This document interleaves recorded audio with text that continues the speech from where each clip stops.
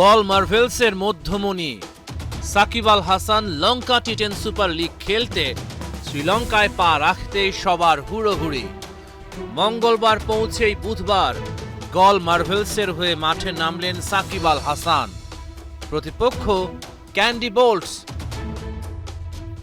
Toss জিতে গল ফিল্ডিংয়ে। দ্বিতীয় ওভারে ক্যান্ডি 2 উইকেট হারিয়েছে। বিনুরা ফার্নান্দো সাকিবের দলকে চমৎকার শুরু এনে দিয়েছে। 3 ওভার শেষে মাত্র 23 রান ক্যান্ডির বোর্ডে।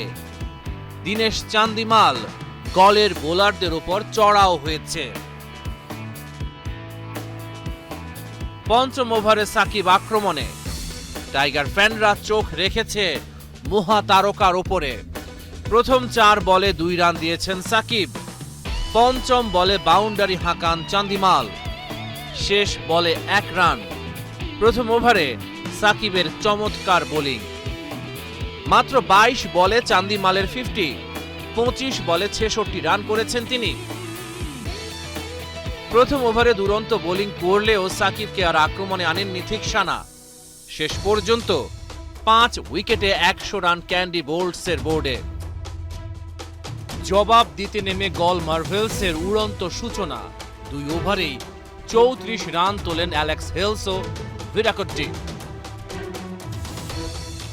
কিন্তু ইমাদ ওয়াসিমের ওভারে খেই হারায় গল। ভিরাকড্ডির পর হেলসের বিদায়ে চাপে সাকিবের দল। ভানুকা রাজাপাকসে রান আউটে কাটা। ফ্লেচারের সাথে জুটি বাঁধেন সাকিব আল হাসান। 4 ওভার শেষে গলের সংগ্রহ 3 উইকেটে 46 রান। থিসারা পেরেরাকে টার্গেট করলেন সাকিব। সৌভাগ্যের ছোঁয়ায় ওভারের চতুর্থ বলে পেয়েছেন বাউন্ডারির দেখা। শেষ 2 বলে তারকা অলরাউন্ডারের বিগ হিটিং। টানা 2টা ছক্কা। 5 বলেই সাকিবের সংগ্রহ তখন 18 রান। সাকিবকে দেখে মারমুখী ভূমিকায় ফ্লেচার। এই 2 জনের তাণ্ডবে ম্যাচ জিতে নেয় গল মার্ভেলস। টুর্নামেন্টে শুভ সূচনা সাকিবের দলের। রহমান পেয়ার 71।